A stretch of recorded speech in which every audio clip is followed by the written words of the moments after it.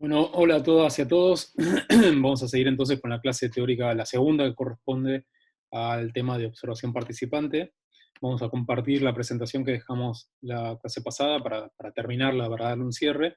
Y vamos a hacer algunas referencias con el texto que acompaña esta clase, que en realidad lo vamos a trabajar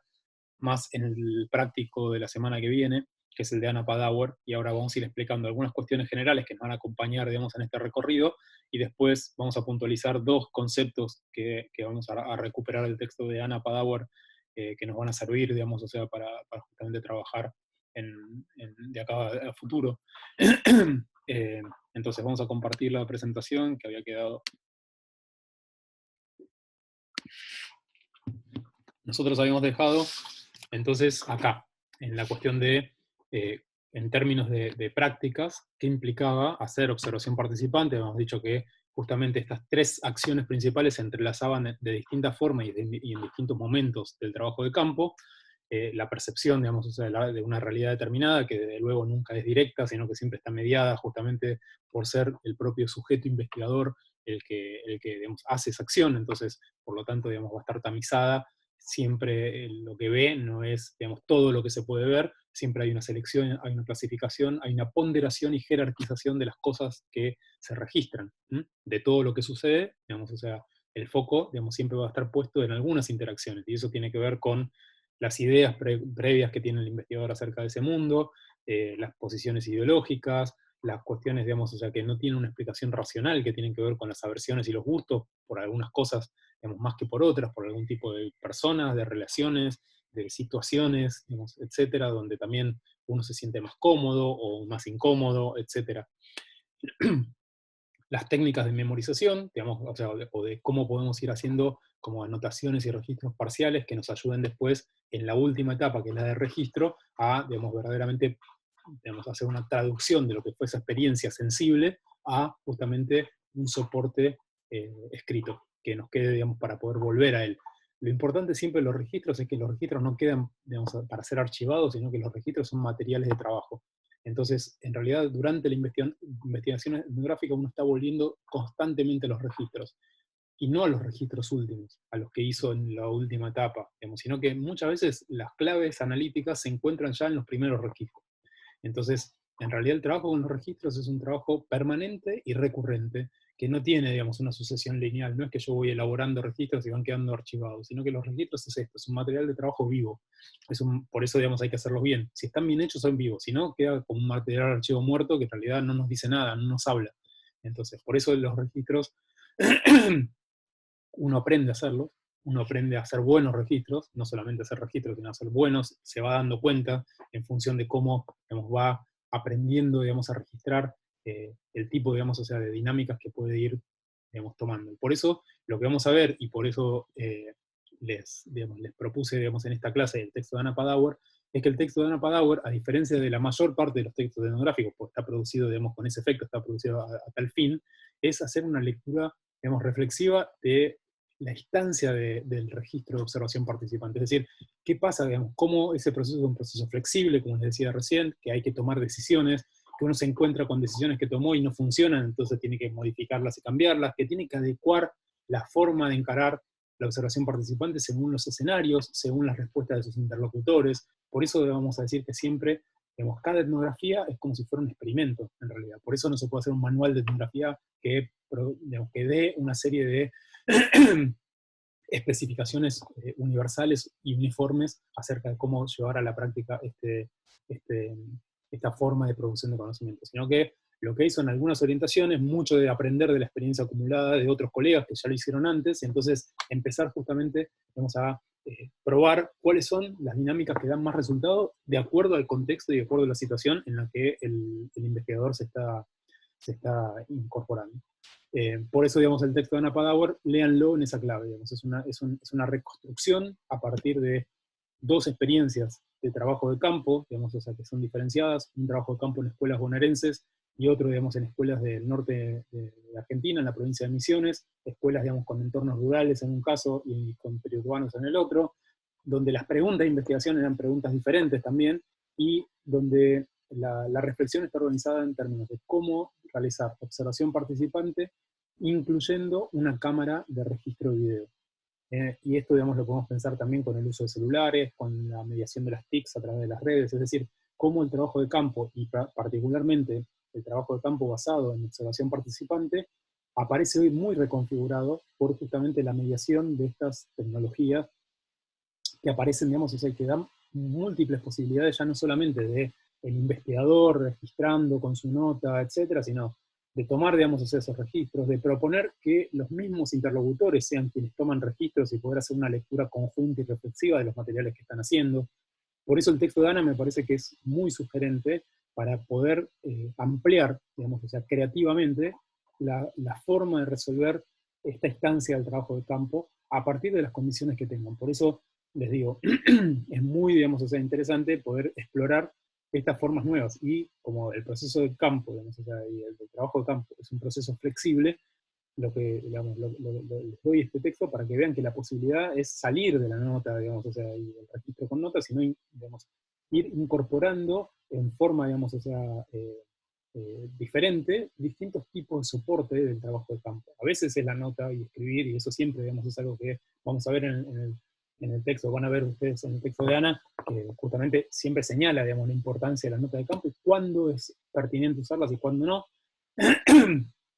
Cuando le dio más resultado usar justamente el registro audiovisual y, digamos, o sea, depositar más la cuestión en el registro audiovisual. Van a ver que el texto de Ana está plagado de discusiones, digamos, más conceptuales acerca de las tradiciones de investigación, eso me importa para que quieran profundizar. Lo central, digamos, es ver justamente cómo el proceso de campo es un proceso que se diseña, digamos, o sea, por parte del investigador. No quiere decir que uno va al campo y listo, digamos, o sea, hay un diseño, pero lo que hay es un diseño flexible, un diseño que necesariamente se va a ir adecuando a partir justamente de los sucesos que vayan ocurriendo en el transcurrir del proceso de trabajo de campo.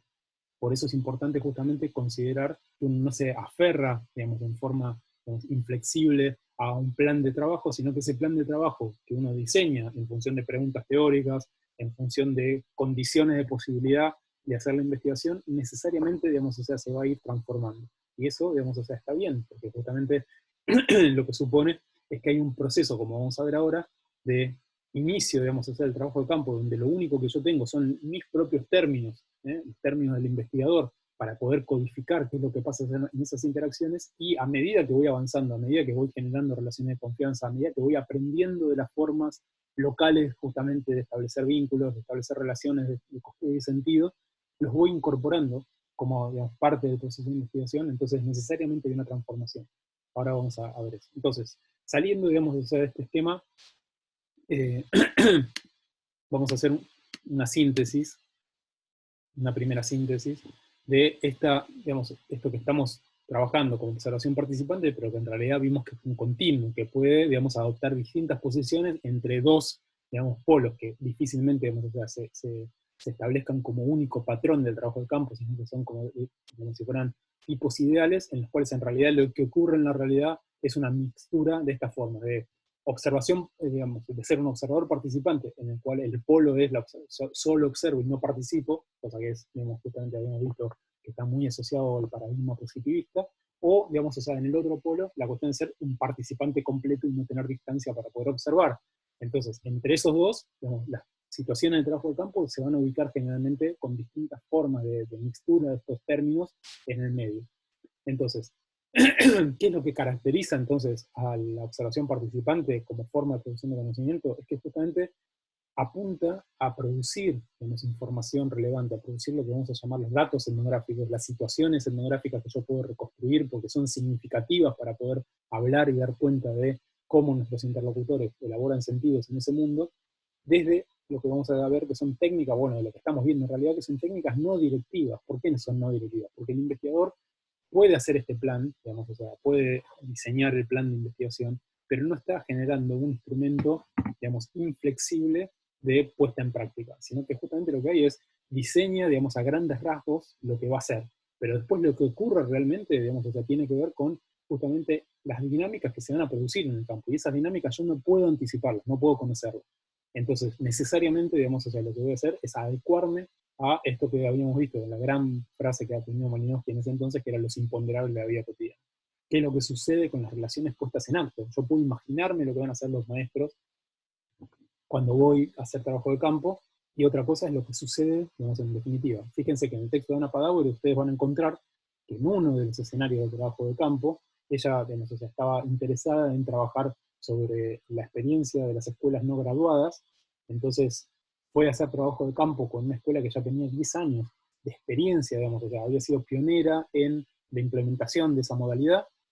y, digamos, suponía que los maestros que trabajaban en esa escuela iban a ser maestros que ya tenían este sistema muy consolidado, que iban a querer hablar de él, digamos, o sea, que no iban a tener problema de justamente mostrarse. La propuesta de Ana era llevar, digamos, ese registro de video para que ellos puedan autofilmarse, digamos, o sea, en las clases. Y lo que se encontró es que los docentes no estaban interesados en hacer eso, no les parecía. ¿Por qué? Porque la lectura de los docentes, lejos de decir, bueno, esto es una experiencia que ya está consolidada y que nosotros queremos mostrar, lo que leían era que en realidad era una experiencia que se había quedado, digamos, como cristalizada, que no, digamos, no se había, digamos, o sea, adecuado, que estaba como estancada, que no querían mostrar eso, digamos, o sea, que querían generar otras reflexiones, pero no era solamente para mostrar eso. Con lo cual el diseño de la investigación de campo cambió muchísimo, porque, digamos, lo que ella esperaba hacer, que era que los profesores que trabajaban en esa escuela estuvieran de acuerdo, digamos, en tomar esta idea de autorregistrar sus clases para que Ana no esté, digamos, en el medio, y entonces poder después discutirla, digamos, o sea, en talleres de trabajo, no pudo hacerse. Entonces, lo que sí accedieron, la mayoría de ellos, era que ella filme, digamos, si quería las clases, pero que ellos no querían hacer ese trabajo. Entonces, bueno, es lo que digo. El trabajo de campo es un trabajo flexible.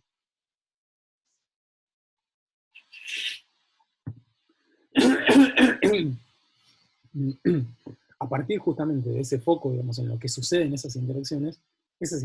lejos de considerarse como obstáculos, errores, eh, como problemas, son fuente de información. De hecho, el propio hecho que los docentes de la escuela se hayan rehusado, digamos, a tomar el rol que ella les proponía, estaba diciendo algo. Eso después, con el tiempo, Ana lo pudo elaborar en términos de esto, de en realidad cuáles eran los sentidos que ellos están elaborando sobre la experiencia de la escuela no graduada en esa escuela particular, esto del estancamiento, la cristalización, algo estaba demasiado estable, que no estaba adecuado, no había evolucionado, digamos, hacia algo que ellos, digamos, o sea, querían mostrar, fue algo que ella pudo elaborar a partir justamente de ese dato, que era que ellos no quisieron hacer ese rol, no querían cumplir con ese rol. Entonces, estas posibilidades, digamos, o sea, de distancia entre lo que proyecta el investigador y lo que, digamos, o sea, acontece en la realidad, que frecuentemente, digamos, o sea, toma esta forma de lagunas, asimetrías, distancias, digamos, etcétera, es una oportunidad justamente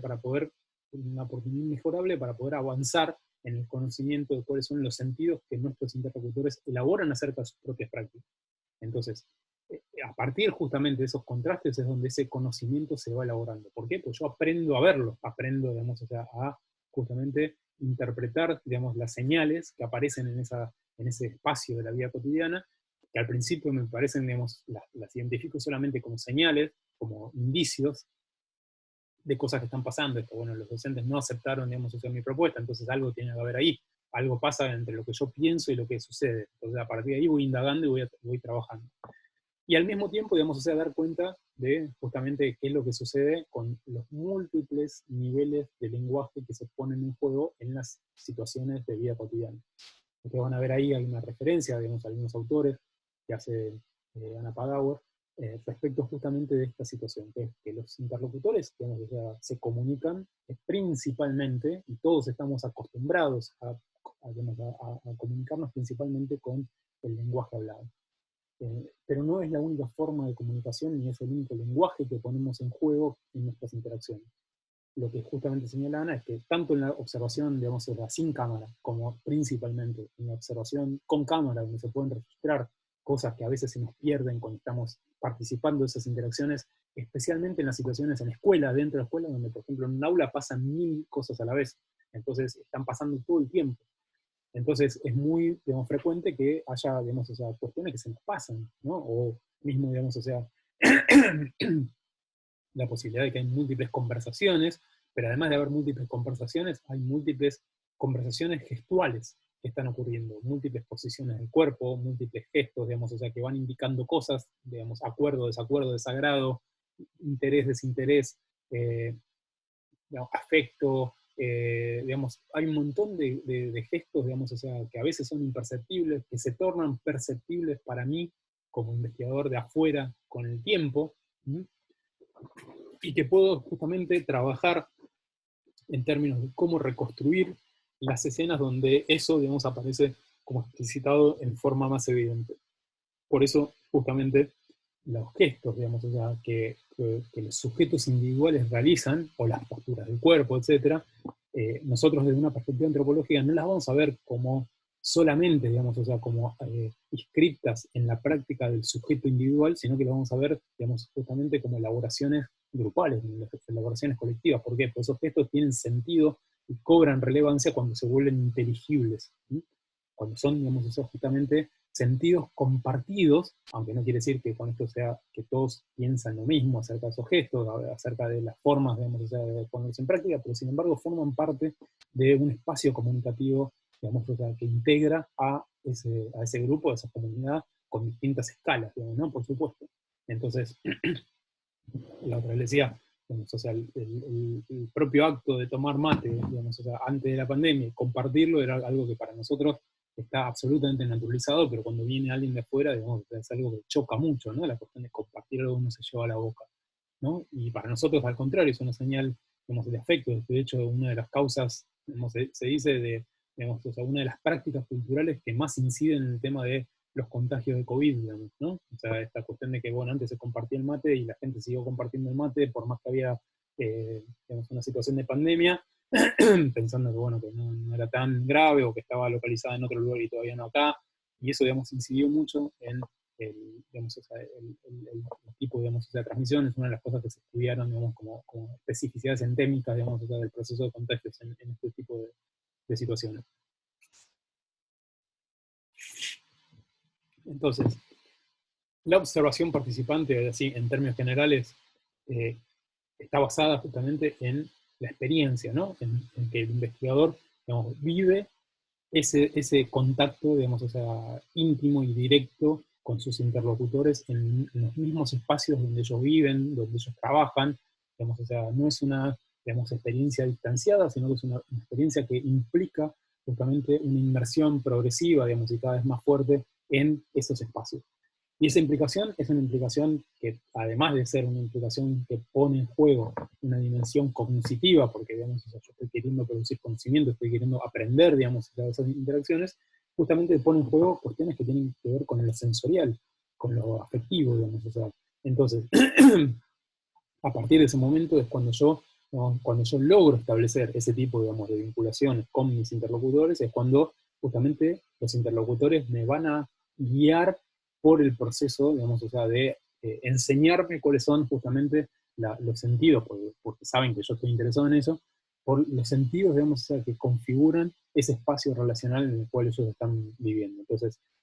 la cuestión de la experiencia directa se vuelve justamente el principal, digamos, o sea, medio de acceso, digamos, justamente a esa instancia de aprendizaje. Esa forma en la cual mis interlocutores van a considerarme a alguien a ser socializado en ese universo de sentidos y por lo tanto yo voy a poder aprender. Esto va a implicar que para poder aprender eso, yo tengo que aprender al mismo tiempo a a educar mi percepción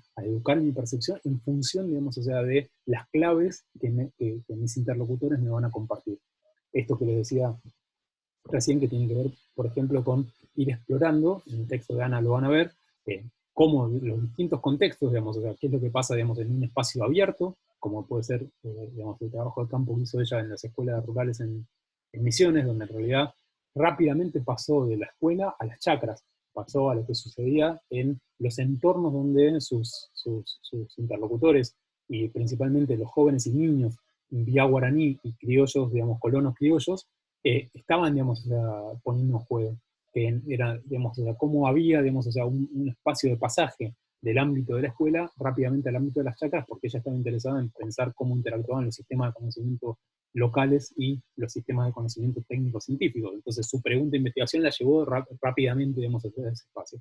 Bueno, interactuar, digamos, en eso, ver justamente cómo son los lenguajes del cuerpo en movimiento, porque las personas, digamos, o sea, llevan a recorrer la chakra todo el tiempo, entonces yo tenía que acompañar ese proceso, difería muchísimo de lo que sucedía en un espacio cerrado, en un espacio abierto, que era lo que pasaba en un espacio cerrado, que era un aula, digamos, donde las interacciones están contenidas, donde tiene una temporalidad muy marcada, hay recreos, hay un timing, digamos, o sea, los tiempos y los espacios influyen mucho, digamos, en cómo, digamos, el proceso de trabajo de campo discurre. Y por eso, digamos, eso es muy importante considerar esta idea de la flexibilidad que yo les señalaba antes.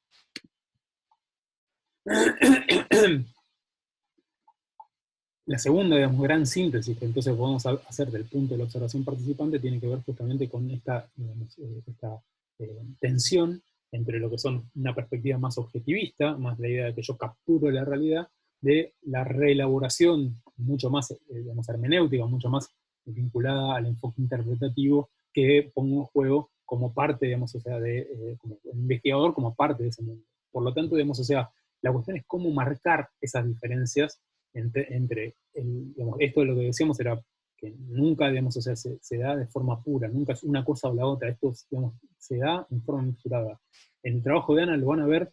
por eso me interesa tanto ese texto, digamos, porque está hablando, digamos, es como que nos está mostrando la cocina del trabajo de campo, y esto es algo que en general en pocos trabajos hacen, porque la mayoría está dedicada a focalizar en los resultados del trabajo de campo, no en el proceso, digamos, de hacer trabajo de campo. Por eso es importante el texto de Ana. Entonces, lo que van a ver ahí es todo el tiempo esta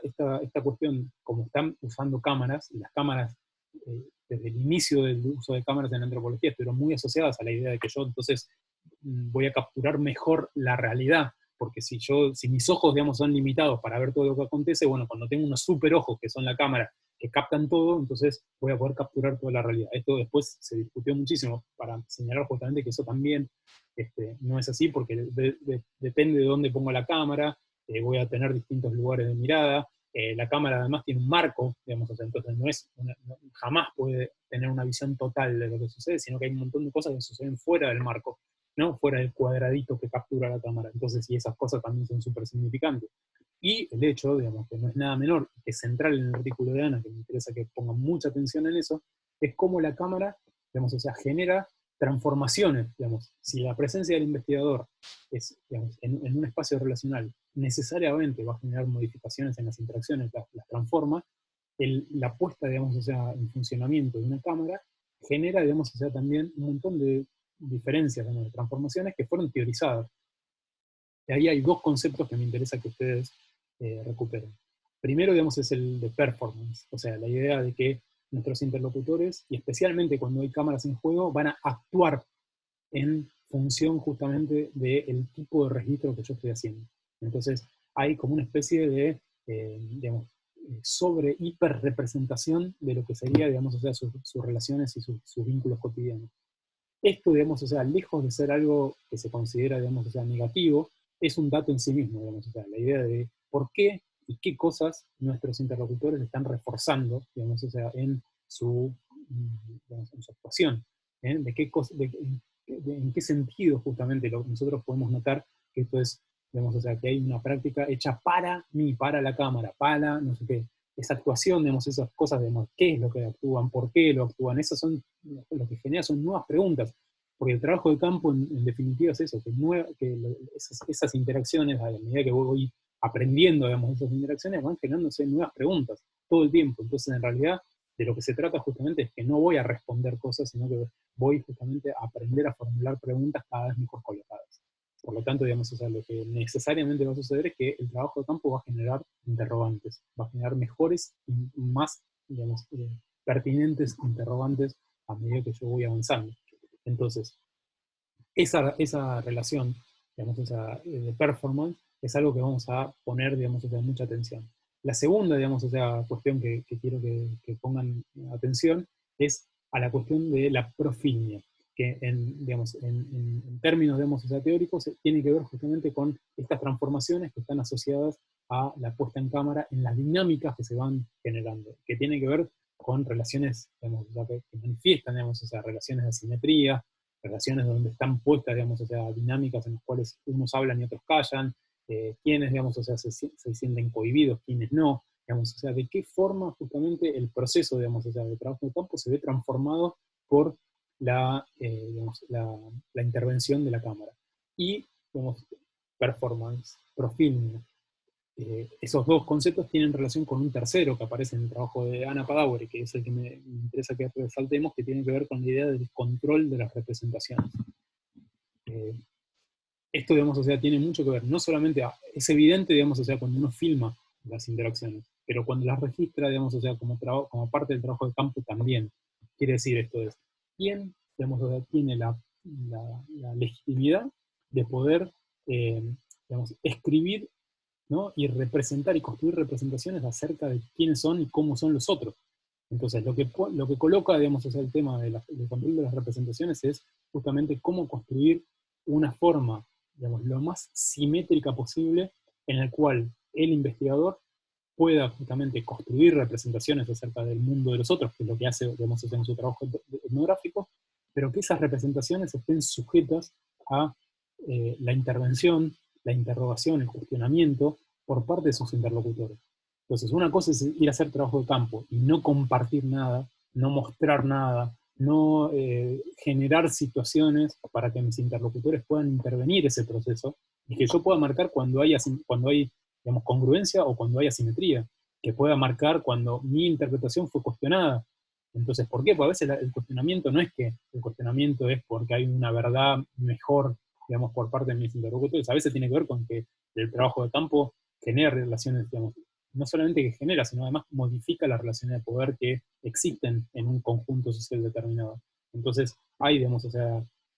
cuestiones que tienen que ver con lo que podríamos llamar una micropolítica que se pone en juego en función del trabajo de campo. De hecho, Anna Padauer señala justamente cuando hace este ofrecimiento de filmar, que los docentes filmen, digamos, o sea, su propia práctica, la negativa, digamos, o sea, que reciba eso, y su reelaboración, dicen, bueno, entonces soy yo la que voy a ir a filmar, y de la planta docente, la mayor parte, digamos, o sea,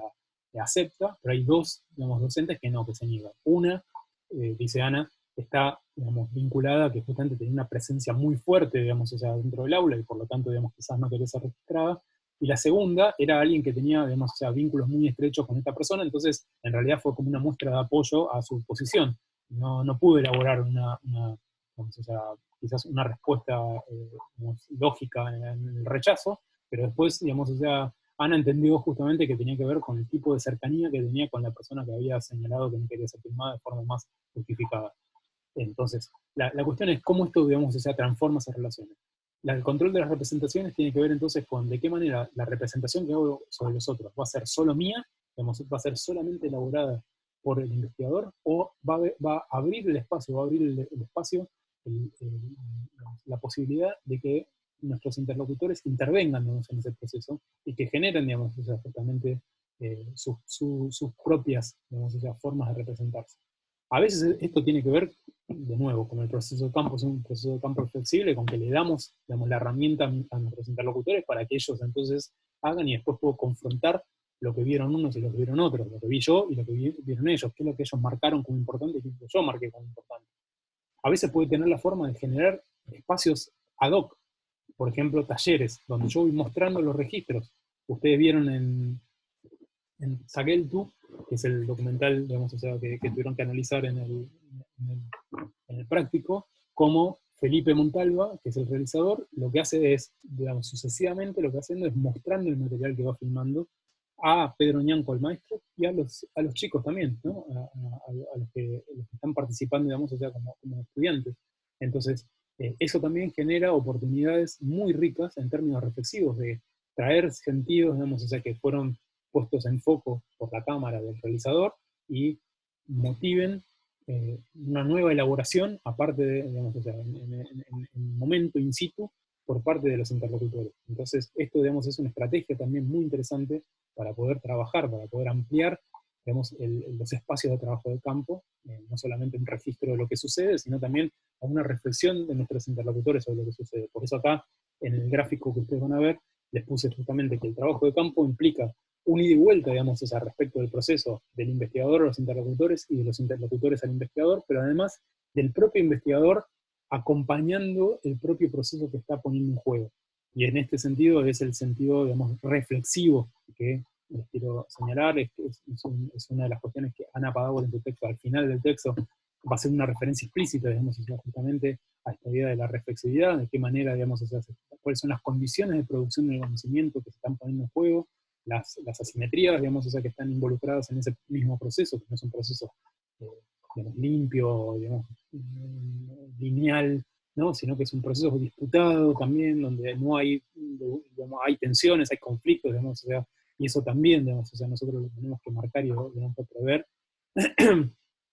pero que justamente, digamos, o sea, es ese tipo de lectura reflexiva la que va a ser, digamos, o sea, muy importante en términos de que el trabajo de campo genere buenos resultados, ¿no? Genere, digamos, o sea, resultados ricos. Y al final, digamos, o sea, lo que les estoy señalando ahí es que en realidad todo el proceso del trabajo de campo, donde la observación participante es un elemento central y donde vamos a ver la clase que viene, a partir de la clase que viene, la entrevista no directiva, la entrevista antropológica también, es, digamos, o sea, lo podemos sintetizar con este pasaje, ¿no? Todo el trabajo de campo, toda esa etapa de investigación es donde yo empiezo participando en términos, en mis propios términos, con mis supuestos teóricos, con mis supuestos, digamos, acerca del sentido común, acerca de cómo son las relaciones en ese espacio, cómo es el mundo, digamos, o sea, que viven mis interlocutores, y voy aprendiendo gradualmente a que mis interlocutores me compartan cuáles son los suyos. Y por lo tanto, en esa confrontación es donde yo genero conocimiento etnográfico. ¿Sí? Entonces, todo, digamos, este proceso es un proceso en el cual yo voy a partir de mis propios términos y supuestos y voy a incorporar los términos que mis interlocutores me van a enseñar a lo largo de justamente todo este proceso. Ahora, digamos, o sea, quería señalar, digamos, o sea, un par de cosas más, visualizando unos fragmentos de una película que se llama Mondo Vino, es un documental que hizo Jonathan Nossiter, que es un documentalista francés, eh, que, que es muy interesante, digamos, porque lo que hace es digamos, problematizar la globalización como un proceso, digamos, o sea, como un proceso que ha generado, digamos, o sea, toda una transformación en términos de ir homogeneizando, no es una homogeneización total, ¿no? Es que a partir de la globalización, digamos, todos los procesos que antes mostraban diversidad cultural se achatan y se hacen, digamos, o sea, de una sola forma, es esta idea de la McDonaldización del mundo, ¿no? O sea, como que, bueno, a partir de ahora, digamos, o sea, la comida callejera, por ejemplo, en muchos países que antes era muy rica, de pronto empieza, digamos, o sea, a coexistir con la presencia de McDonald's globalizado. Entonces, en la India, en Nepal, en Uruguay, en todos lados hay McDonald's. De hecho, se dice, ¿no?, que uno de los indicadores de globalización es el precio del Big Mac, porque justamente es un producto ya globalizado, por lo tanto, digamos, o sea, lo vamos a encontrar en muchos lugares, y esto generó durante mucho tiempo una lectura que decía, bueno, o sea, lo que va a generar es que lo único que va a haber es eso, no. Bueno, finalmente hubo, digamos, o sea, uno puede dar cuenta de procesos de resistencia, de resignificación, de coexistencia, digamos, o sea, de esos procesos, pero indudablemente el proceso de globalización genera, digamos, o sea, una tendencia a la uniformización y a la homogeneización de los patrones de vida. Que esa tendencia no se realice nunca es justamente lo que estos últimos enfoques señalan. No termina, digamos, por hacerse, pero no podemos dudar de que existe una tendencia, digamos, que justamente va homogenizando los gustos, los patrones, digamos, o sea, de comportamiento, etcétera, que tiene que ver justamente con la imposición de ciertos modelos productivos, de ciertos modelos de consumo, que nunca es total, digamos, que nunca llega a realizarse en forma total, porque por suerte y afortunadamente hay resistencias y resignificaciones, pero que sin embargo existe y por lo tanto no podemos obviarla. Jonathan Nossiter trabaja ese proceso desde digamos, seleccionando como objeto para construir su narrativa del documental a un bien, que es un bien, digamos, o sea, muy interesante, es un bien suntuario, es el vino, digamos, o sea, la producción de vino. Y lo que trabaja Jonathan Nossiter es, bueno, ¿qué pasó, digamos, o sea, con la producción de vino y cómo en realidad yo puedo contar el proceso de globalización desde la historia del vino, desde lo que sucedió con el vino? Entonces, lo que hace en su documental es ir rastreando todo lo que son estos booms de vinos del Nuevo Mundo, en los cuales Argentina está incluido, ¿no? El Malbec, digamos, o sea, como, bueno, de pronto a convertirse en un vino que tiene espacio en el mercado internacional, tiene que ver con el proceso que Jonathan Nossiter describe críticamente. Eh, y que tiene que ver justamente con un contraste entre las zonas, digamos, de producción de buenos vinos en términos históricos, principalmente del continente europeo, digamos, algunas zonas del continente europeo, donde hay producciones de muy pequeña escala y donde lo que se valoriza es algo que ustedes van a escuchar ahí como el terroir, es el espacio, la parcela particular que dicen que tiene una combinación única de minerales, de condiciones climáticas y de tipos de uva que dan, digamos, o sea, que producen vinos excepcionales, y que esto fue un proceso de selección y un proceso de adecuación de siglos, ¿no? Que el hombre fue haciendo, digamos, justamente para eso, y las zonas de producción de nuevos vinos que tienen que ver justamente con procesos, digamos, o sea, mucho más mediados en forma tecnológica, y por lo tanto mucho más uniforme, por lo tanto mucho más vinculados a los sistemas mercantiles contemporáneos, la producción en más escala, digamos, o sea, la producción más homogénea, más construida en función de un patrón. Entonces, lo que pone, digamos, o sea, en tensión Jonathan Nossiter son estas dos formas productivas. Y lo que vamos a ver en el documental es justamente esa tensión, digamos, cómo ilustra esa tensión. Ahora vamos a ver solamente dos fragmentos muy chiquititos, pero en realidad lo que quiero, digamos, o sea, que vean es cómo nosotros podemos hacer este ejercicio, de pararnos, digamos, o sea, en términos de cómo esta instrucción de múltiples lenguajes, a veces, digamos, o sea, porque es lo que nuestros sujetos lucen, sus vestidos, los espacios, los entornos, y justamente, digamos, o sea, el cuadro que el investigador, en este caso el documentalista, digamos, digamos, elige, porque qué es lo que muestra, qué es lo que deja fuera, digamos, o sea, cómo va jugando con la cámara, que podríamos hacer como nosotros estamos mirando ese espacio, y qué es lo que, en qué nos vamos a detener, digamos, da algunas pautas muy interesantes para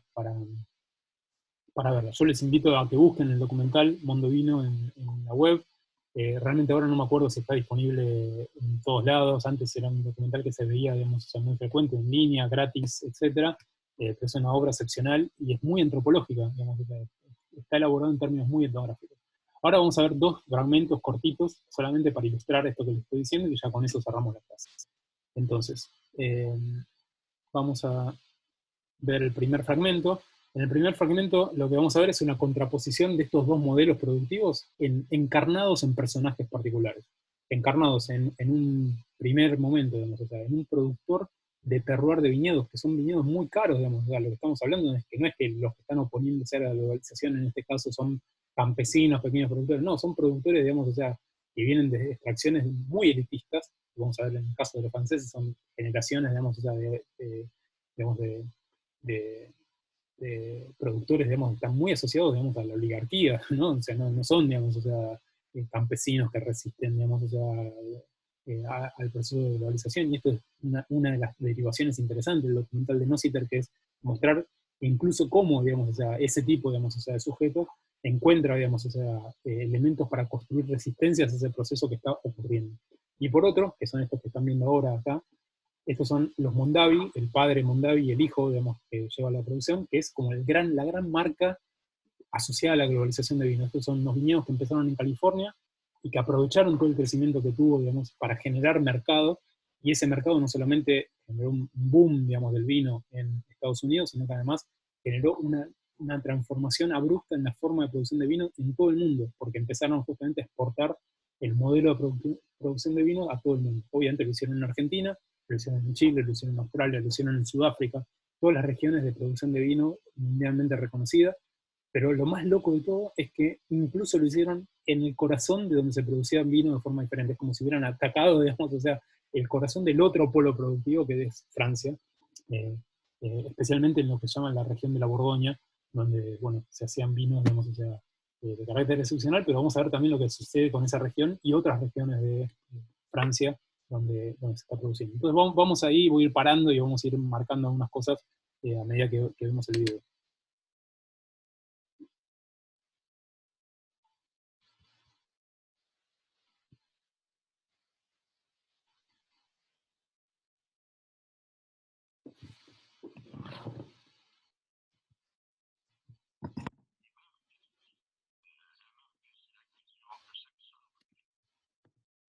Este es Hubert de Montiel, es un productor de vinos, como les decía, digamos, de una tradición de familia, digamos, o sea, de la oligarquía, que tiene, digamos, o sea, muy pequeñas parcelas donde producen vinos carísimos, digamos, o sea, son vinos muy especiales,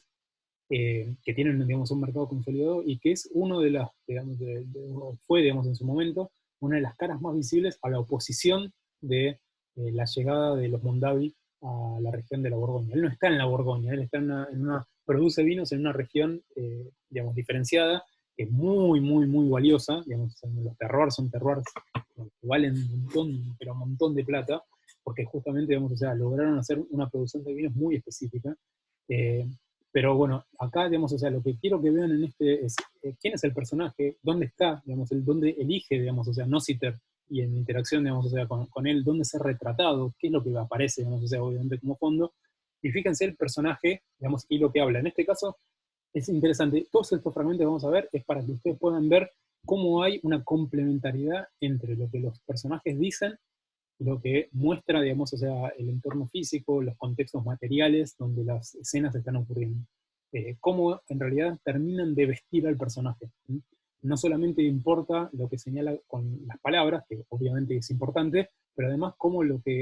gestos, digamos, o sea, la ropa, los espacios, los paisajes terminan de complementar ese sentido.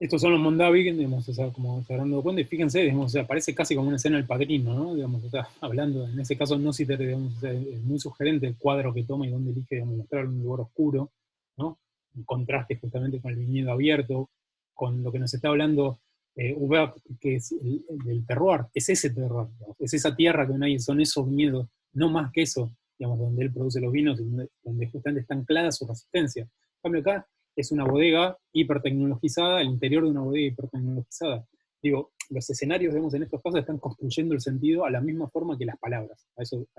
es lo que quiero que marquen. Y eso es justamente lo que hacemos en términos de observación participante. ¿Qué tipo de datos? ¿Qué vemos? Digamos, o sea, ¿qué es importante cuando estamos registrando? En este caso, digamos, o sea, son como tips genéricos. O sea, en general, estas cosas siempre dan datos acerca de cómo elaborar sentido. Después hay que trabajarlos, obviamente, y depende de los casos, van a tener más sentido que otros, o algunas cosas de ese mundo físico material van a tener más relevancia que otras, pero digamos, o sea, es un buen ejemplo. Sigamos para terminar de ver lo que nos está señalando.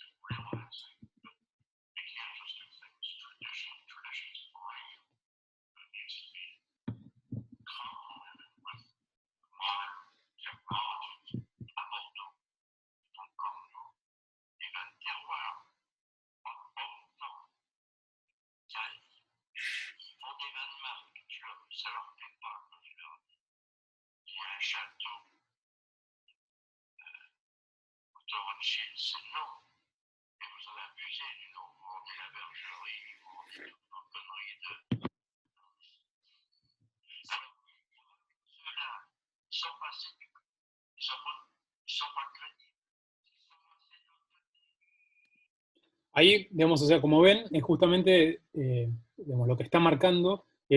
está hablando de esos vecinos, los vecinos que se pasaron del bando, digamos, podríamos decir, ¿no? Esos vecinos que se vendieron a los Mondavi, que se vendieron la forma de hacer vinos, que eran igual que él, digamos, o sea, que eran vinos que antes hacían vino de terroir, y pasaron a hacer esto que él llama vinos de marca, vinos mucho más comerciales. Entonces,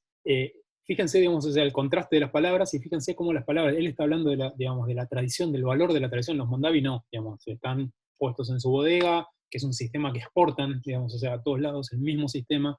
y Hubert de Montiel está hablando desde ese lugar, de una casa, digamos, o sea, de la oligarquía, con todas digamos, o sea, las manifestaciones de las expresiones culturales, con la forma de hablar, con los gestos, digamos, o sea, con ese tratamiento del lenguaje, ¿no? Digamos, o sea, que de los cuales los franceses hicieron un culto para marcar distancia, para marcar diferenciación. Por eso les estoy diciendo, no es una resistencia a la globalización que viene justamente de un sistema ideológico contrario, ¿no? Que uno podría decir, bueno, o sea, me estoy oponiendo justamente de comunidades campesinas que están resistiendo, digamos, o sea, a la globalización del vino. No, es un proceso de resistencia que se da dentro, digamos, o sea, del bloque, digamos, o sea, de poder. Que no es justamente, digamos, o sea, la mirada más tradicional que se tiene sobre la globalización y la resistencia a la globalización, que en general está puesta, digamos, en los pueblos que fueron históricamente subordinados. En este caso es un proceso, digamos, mostrando cómo la globalización incluso, digamos, avanza sobre ese tipo, digamos, o sea, de sujetos y ese tipo de, digamos, producciones, que son producciones de élite, digamos, son también producciones de élite. Y cómo está transformando también a qué se considera, digamos, o sea, un vino de alta gama, ¿no? ¿Qué se considera, digamos, también un super vino? No un vino, digamos, o sea, de consumo masivo, ¿no?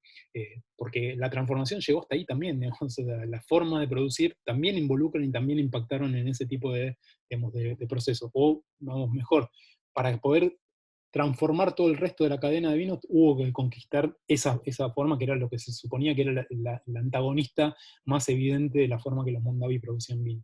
Y acá muestra cómo lo logran. Esto al final es solamente unas escenas muy, muy básicas de cómo en realidad Nociter, cada vez que entrevista a alguien, y digamos, indudablemente como un documental testimonial, lo que va a cobrar, digamos, o sea, mayor relevancia en todo el documental son los testimonios de los personajes, pero en realidad la construcción del personaje empieza muchísimo antes, empieza por cómo es el entorno, digamos, donde nos está hablando, pero también dónde es el entorno donde vive, cómo son las ciudades, qué es lo que pasa, digamos, con todo el contexto que va digamos, a hacer inteligible los sentidos que Nossiter nos está remarcando. Esto es un fragmento muy pequeñito del final, donde él, digamos, generalmente cuando llega a un lugar muestra los entornos, digamos, y es algo digamos, de cómo eso también nosotros lo tenemos que registrar. Cuando estamos haciendo observación participante, no es solamente el momento en el que vamos a ver a alguien, sino también nuestra llegada, cómo son esos espacios, qué nos generan esos espacios, qué nos llama la atención, qué no, qué podemos caracterizar como significativo de esos espacios.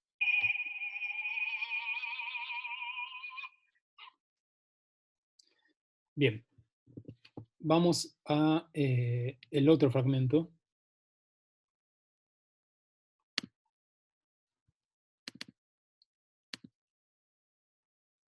En este caso, lo que vamos a ver es justamente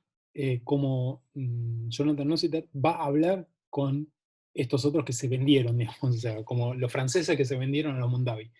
Y cómo, digamos, o sea, va a transformar, digamos, o sea, enormemente la producción de vino en Francia, digamos, o sea, todo ese capital que tenía, digamos, asociado a una historia, a una tradición, que es lo que representa Hubert de Montiel, cómo en realidad eso es, digamos, comercializado, ¿no? O sea, se transforma en una marca, se transforma en un significante vacío para producir vinos de otra forma que es totalmente diferente. Lo que vende, digamos, o sea, como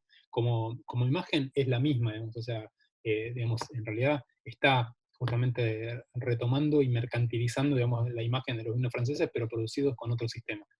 que es totalmente diferente y es el que se opone a Hubert de Montiel. Entonces vamos a ver este fragmento.